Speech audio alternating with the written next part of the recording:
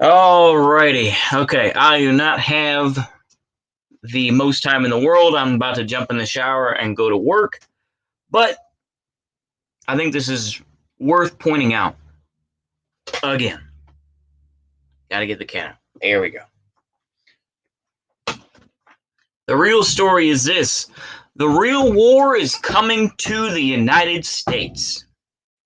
And I know the real war didn't come to the United States back in 1975 when we finally left Saigon by force from the NVA. But I believe that the real war has to come to this country. The real war has to come here. It has to. And I heard a bit of Vimerica, the what is it, the fall of Vimerica, whatever it is. You saw, John and all that business, and he was talking with James Mason. They were talking about Tomasi, and they said, well, while we don't subscribe to the Taliban's belief and everything else like that, we respect their their strength. I mean, the fact of the matter is that the United States is hanging on by threads, in my opinion, culturally and socially. Economically, we can play magic tricks. We can play magic tricks just as well as Houdini or whoever else. But socially, this country is breaking apart again. Like I say, it seems like every couple of years, the United States breaks apart socially. And everyone's just kind of like, why is it like this? And then there's something that holds people back, whatever the case may be, from the death. And people are satisfied enough.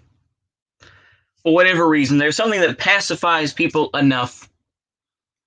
And we infantilize people, and then it keeps coming back. Now, to me, that's kind of like pushing down your emotions. It's like if you truly feel a certain way, you can only hold that in for so long.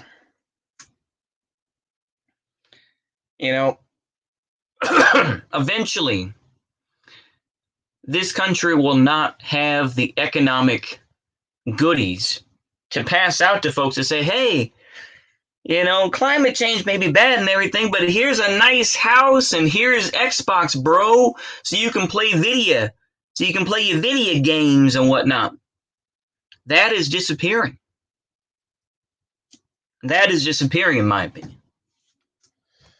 Because I think that young kids, I think, we saw the protests last year. We see the continued Portland bullshit. Every other day there's some sort of bullshit going on, some sort of LARPing in Portland.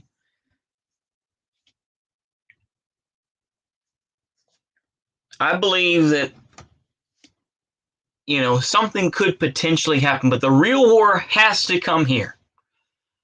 1968 was one of those years that, we saw the uprisings in France. And of course, I believe de Gaulle crushed that. Take de Gaulle for as he is. But the real war has to come here. It has to. Otherwise, there's no point in fighting it. That's just my opinion. There's no point in trying to be like, oh, well, we should do things this way. Oh, we should try to do things that way. Or it's like, look, man, it's got to happen here somehow, some way. I was talking about the other video, talking to U.S. servicemen. If you think that they'll abandon, and I saw the video, of course, of Afghans on the tarmac, I imagine in Bagram, this and that, yeah.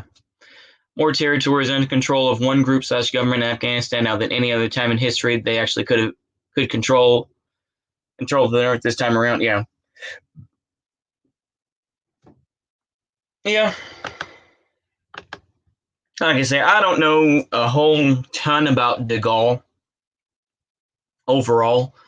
I know that he gave some lip service to it, to stuff to stay in power. I did not. I did not. And I'm sure that he could cope and seethe about that. He just doesn't want to admit that even if Nikki Haley was in there, Nikki Haley wouldn't do what they wanted to do either. Like I say, he somehow thinks that, if we just stay to the point, it's like, yeah, you have plenty of politicians who will cope and be like, well, are we a superpower or are we not? No, we're not a superpower. We're not a superpower. Like I say, in my opinion, this is a country that is not going to last. People can go ahead and cope about it. They can see, they can try to, whine and complain about it. Go ahead. Go right ahead and do that.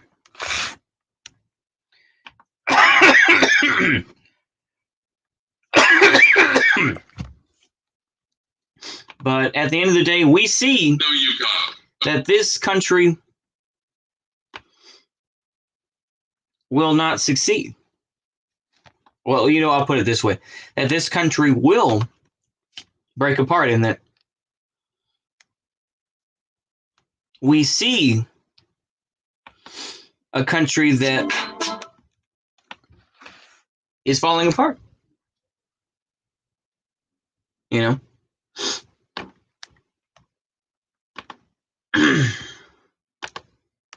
The thing is that, yeah, the thing is, I mean, I'll talk about this. I'm going to talk about this briefly, but yeah. Is he got to go outside? Yeah. Okay. Come on, Pooter! Pooter!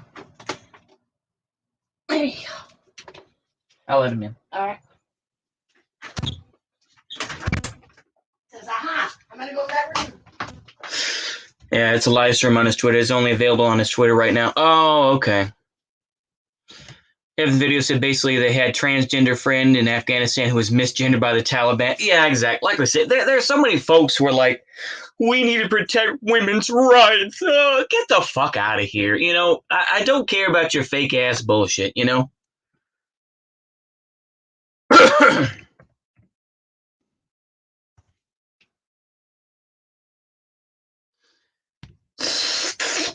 I genuinely don't give a shit about your bullshit about, femoids and all this other stuff. The point is that you don't give a shit about these things. You don't give a shit. If Afghanistan is free, who will sell the opium, China or Russia? Yeah. Maybe China. China would probably be the more ironic one, to be honest with you. China selling the opium would be a class act, to say the least. I think it's hilarious. The thing is, nothing is going to be fixed by this. It's very sad what's going on in Afghanistan, but this is kind of, not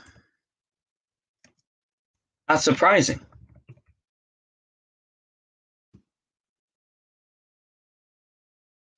I mean, that's my view anyway. I mean, that's my opinion anyway. It's my opinion to be like, oh yeah. I mean, if we only if we only did this way, or if we only did it that way, it's cope, man. It's cope. At the end of the day, they it's like we should worry about the women and the kids and other. We don't care. And you don't care. You don't give a shit. Yeah. And we can free it by October. This guy does not live in real life at all. Oh no, he does not. He does not live in the real world at all.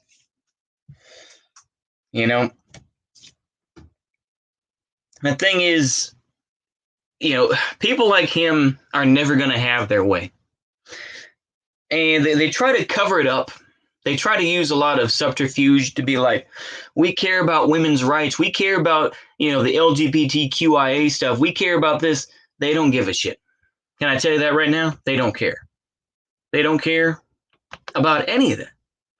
They just want to try to make themselves look better in society's eyes. That's the God's honest truth. They just want to save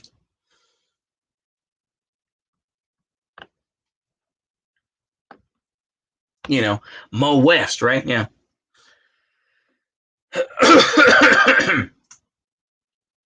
And the thing is, seeing this amount of cope from people like him is not surprising. But they're going to, but the only road for them is more authoritarianism. That's their only answer, really. And I've said before, I'll say it again with Kevin Castley. I think that he would be more like a Hitler. At least, the alleged Hitler of or what he said about Germany, where it's like Germany deserved to be destroyed because they couldn't fight hard enough. He will be that sort of guy. He will be like, America doesn't deserve to survive. It doesn't deserve to survive because it never believed in liberalism.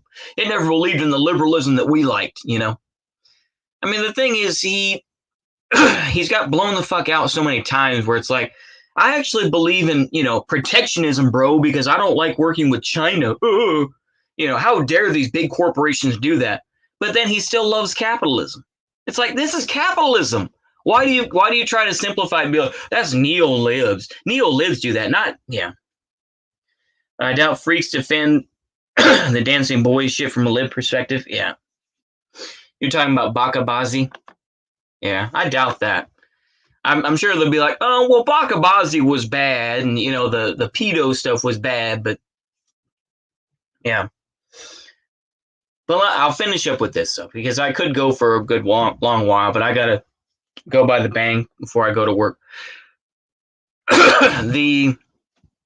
The real war is coming here in some form or fashion.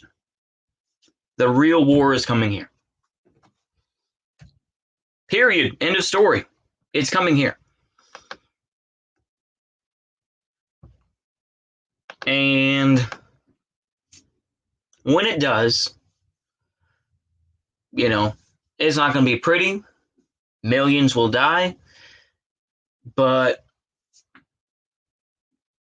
this is what needs to happen to free the world. LARPers like Jason Unruh, they've already saw themselves out. They're third worldist, bro.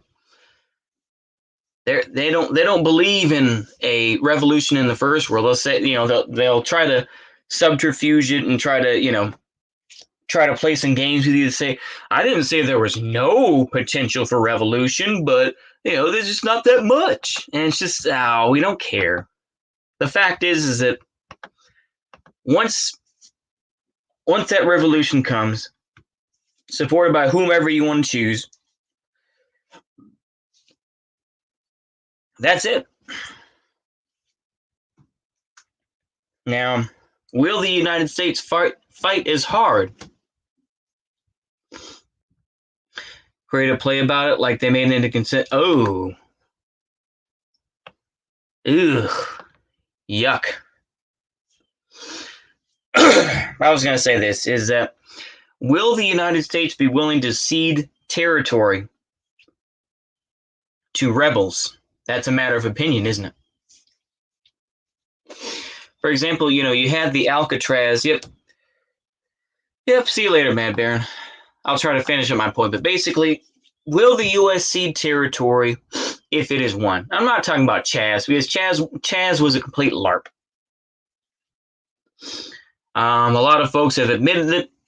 That's why you don't hear people talk about it as much, because basically it's one of those things where it's like, I wouldn't want to discuss that.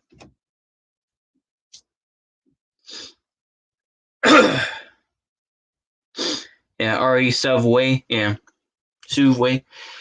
What I would say, when I finish up with this, though, is would they be willing to give up the territory and let somebody else have it? So, like I say, in eastern Oklahoma, if all the tribes got along, the five, what was it? The five civilized tribes, as it was called way back when. You know, what is it? The Comanche, 5 tribes of Oklahoma. Let me type it in. 5 tribes of Oklahoma. Yeah, Cherokee, Chickasaw, Choctaw, and Seminole. You have more than that, though. I think that's very simplified, but yeah, it's called the 5 civilized tribes. Okay. Yeah, Cherokee, Choctaw, Creek, and Seminole. But you also have, of course, Comanche as well. I guess Comanche weren't considered civilized, I guess. I'll put tribes of Oklahoma instead. Yeah, you got Choctaw, of course. You got, let me see what we got here. Oklahoma libraries, okay. You've got the Alabama, Caddo Nation, Chickasaw, Choctaw, Delaware Nation, Shawnee, Iowa, the Kaw, Kickapoo, Kiowa, Miami Tribe, Modoc Tribe, Osage Nation, Pawnee. Yeah. It's strange that they don't have the Comanche on here. It's strange that they don't have Comanche because, you got one of the largest, casinos at least in Oklahoma. But what would happen if